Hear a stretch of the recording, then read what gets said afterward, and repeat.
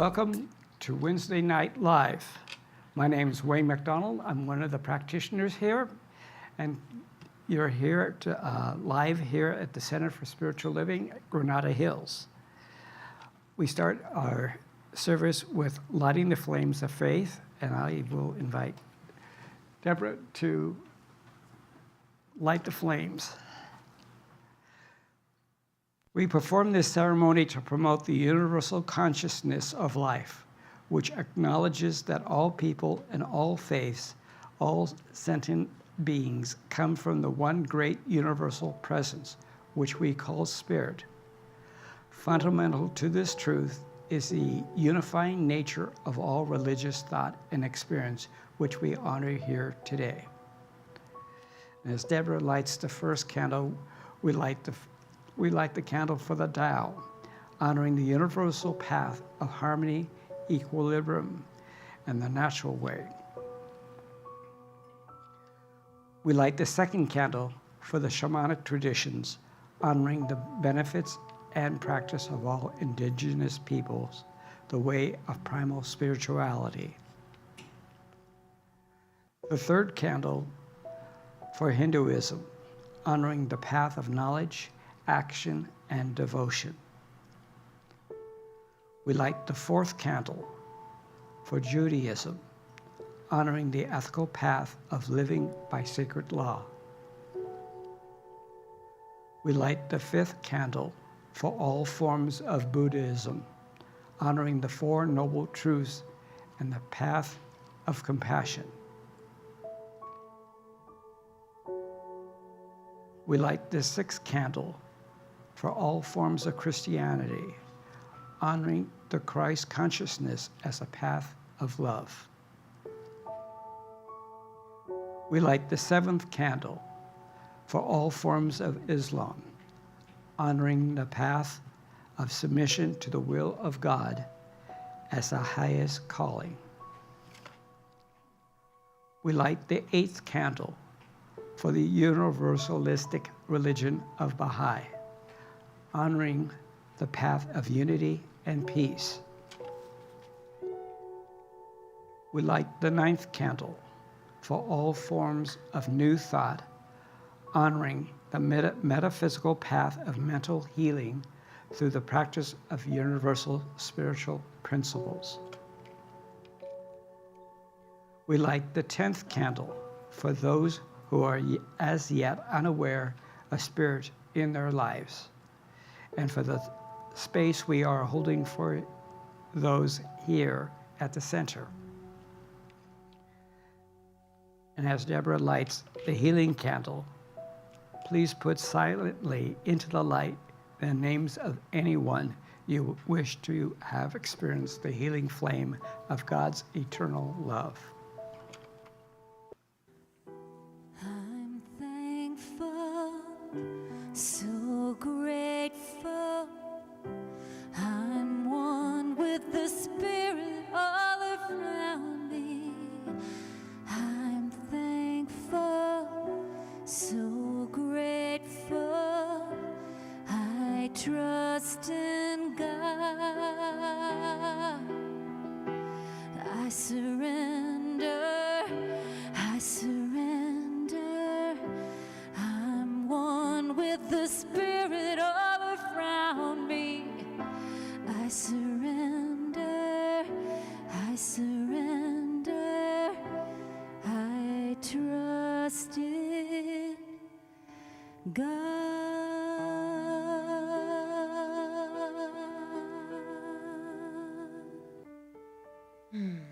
Let us just take a deep breath as we join together in consciousness, in our knowing, our understanding, in our recognition that there is but one presence, one life, one light, one intelligence, forever expanding, forever creating, forever expressing as everything.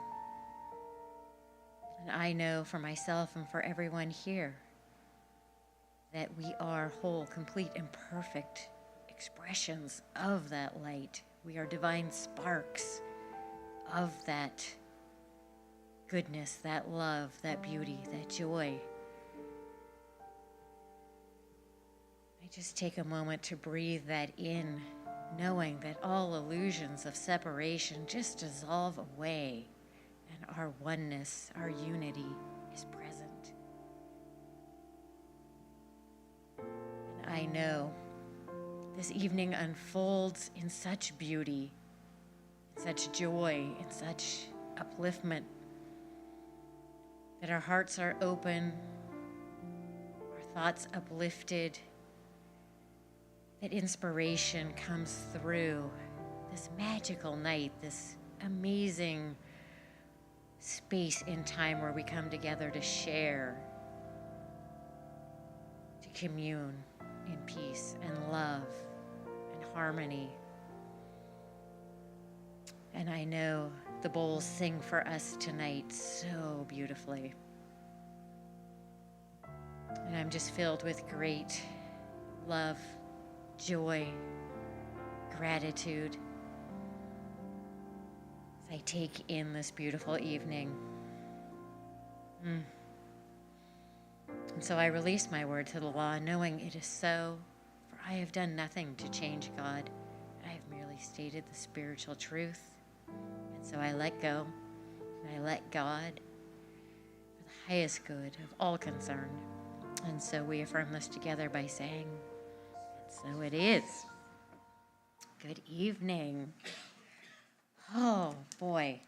So I have to start this with a little funny story where I typically ask for inspiration the night before I'm going to share because I have so many thoughts. Should I talk about this? Should I talk about that? What about this? What about that? Like, okay, I'm just going to go to sleep, and I'm sure I'll have a very clear dream that's going to tell me what to talk about.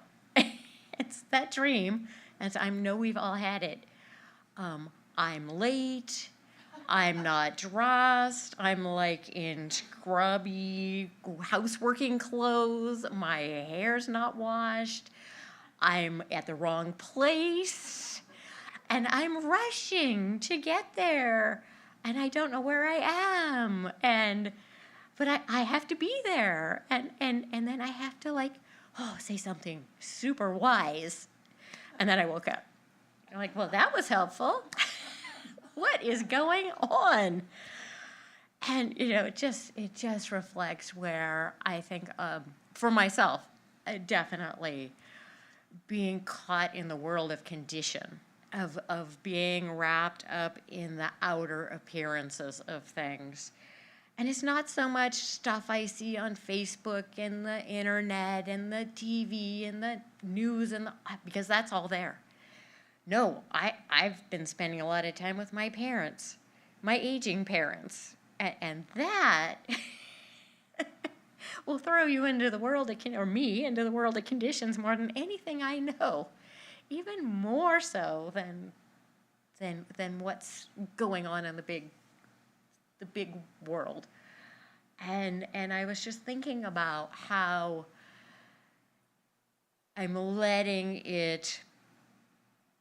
I'm just allowing myself to observe them. I love my parents. I am so grateful. I still have my parents. I'm really lucky at my age. I have all my parents. They're all with us. My father-in-law is going to be celebrating his 89th birthday, the end of the month. It's amazing. And yet I look at how each one of them is aging, and I see how much attitude and the choice they make in their attitude is so correlated to their experience of the second half of life. And I'm just very conscious of trying to just be observant and not judge. And to say, what can I learn from this? That, I'm so thankful for this teaching because it is all about attitude. We have that. That's our choice, right? We control that. The outer world doesn't control our attitude. We do that. Now, it's super easy to be like, oh, well, because of that's going on, I can't be happy, thin, successful, wealthy, free, loving, name it, right? But we know in this practice that it is about our choices. And so in contemplating this, okay, running half-dressed, late, hair not done, oh my God, I'm like, I'm just going to look in the book of 365. I'm going to see what it says for this day. And amazingly, this is a brief of today. I see with the eyes of God. We cannot expect to draw a pattern of this right seeing from the objective world of confusion or our inner thoughts of doubt and fear. We are to look and think independently of the confusion around us. We are to view everything as we feel the divine, infinite, and perfect being must know and understand its own creation to be. This is seeing with the eyes of God. Today, I am seeing with the eyes of the divine. I am looking at things in a perfect and direct way. I am seeing through confusion to peace, through doubt to certainty, through fear to faith. Quietly, then, I review myself, those around me, and everything that occupies my attention, bringing to them all a broader vision, a deeper insight, a more complete perspective of the infinite harmony that I know is back of, in, and through everything that God has made. And it closes with this. What God has done is good. Therefore, my experiences are good. What God has created is wonderful. Therefore, I am surrounded with good. In calm judgment, then, I sit quietly within myself, and in my imagination, look around and see everything according to the divine pattern. As I do this, everything I look upon shall become transformed and reborn. So thank you for letting me share that.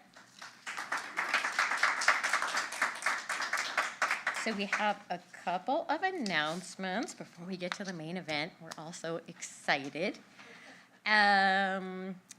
Let's see. As you know, practitioners are available online at CSLGH.org. If you need a practitioner, please reach out.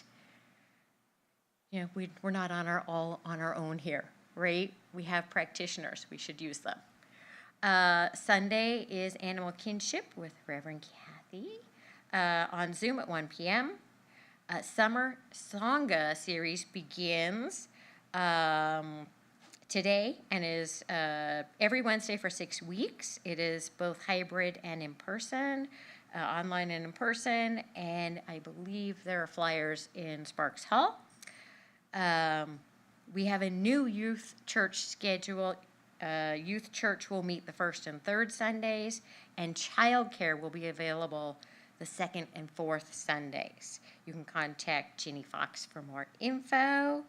And I just heard today the summer theater camp is going on and heard some amazing things. And Ginny is very, very excited and so happy. We also have Spiritual Unity Movement's full moon meditation ceremony, July 22nd at 7 p.m. The speakers and musicians will be Barbara and Gary Oltman. That is in person and on the SUM Zoom link. And next Wednesday, I have to say, I know tonight is super amazing. Next Wednesday, Harry Hart Brown is going to be performing his one-man, one-act play called The Boy Who Saw True. And I have heard this is amazing, not to be missed. We really want to fill the seats. It's really going to be special. Tickets are $20, and I hear from a good source there's probably going to be fresh popcorn in the other room. So there we go. Those are the announcements. Okay, so on to the big event. Wayne McDonald is certified as a sound healer practitioner using metal Tibetan singing bowls for self-healing, stress reduction, and spiritual enlightenment. He is also a certified crystal Reiki practitioner combining crystal energy with Reiki to support the body's natural healing process. So let us sit back and relax, and let's welcome Wayne. Also, tonight is by love offering. Throw that in there. Thank you. Well, before we start, I'll just give people a quick idea about Tibetan bowls. They're made in Nepal and are traditionally made with what they call bell metal, which is a blend of metals like copper, bronze, or brass. And they are heated until malleable, and then they are shaped into a bowl. A lot of hammering goes involved in that. Tibetan singing bowls are said to have been around for 2,000 years. Now, other sound healers use crystal singing bowls, which are more delicate. These bowls are more sturdy. For example, this large one here, this is an 11-inch bowl. It weighs 5 pounds. It's not going to go anywhere. This smaller one is about a pound. Now, crystal singing bowls were invented. I've just found this out. Crystal singing bowls were invented in the 1990s with excess materials that were coming out of the computer chip production. Crystal singing bowls are typically made from 99.9 crushed clear quartz. To derive the different shapes, quartz is heated at extremely high temperatures. Metal or crystal bowls both have different sound qualities. Tibetan bowls have a harmonious and a softer sound. Crystal bowls, which are made of quartz, have a combined acoustic and crystal healing sound with higher vibrations. Now, for tonight's meditation, as I play the bowls, you just listen to the sound and just let it take you where it goes. And as you listen, follow the note and just see where it leads you into the next bowl and so on. So as we begin, just close your eyes, get comfortable, take a deep breath in, let it out.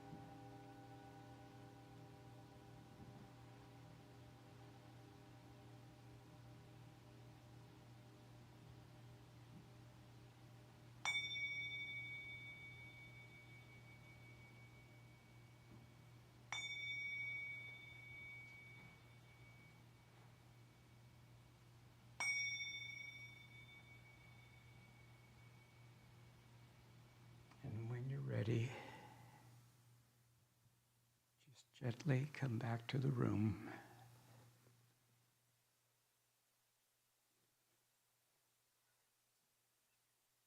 Just moving your body just a little bit.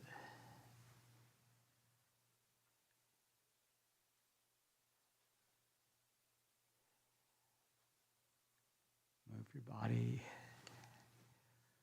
Opening your eyes. Just returning back to the room.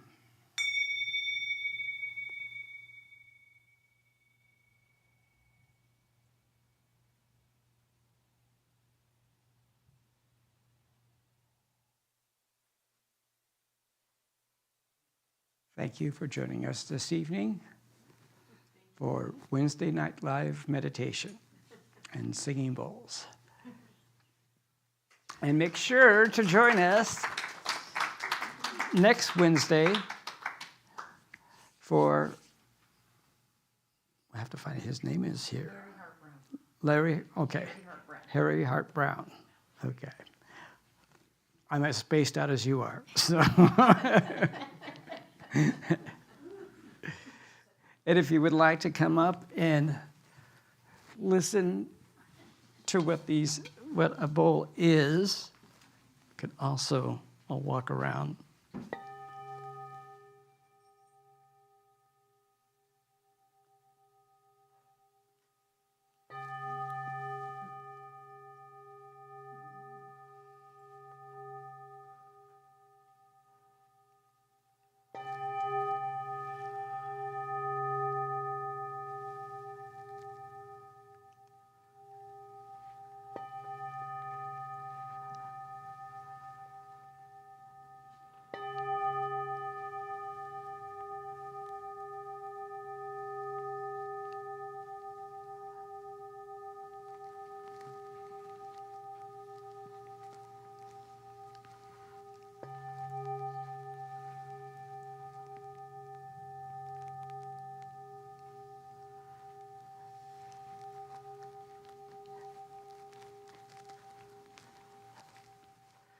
This might just put you back under.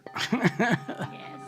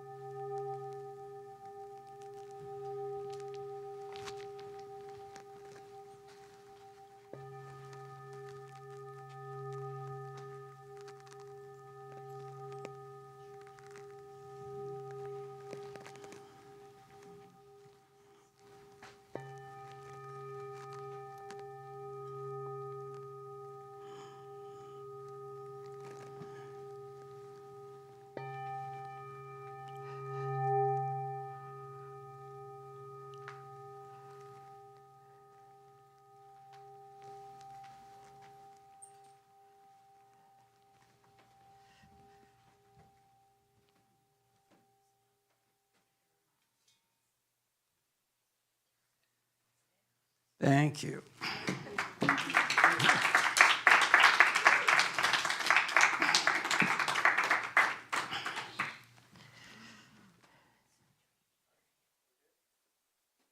We're good.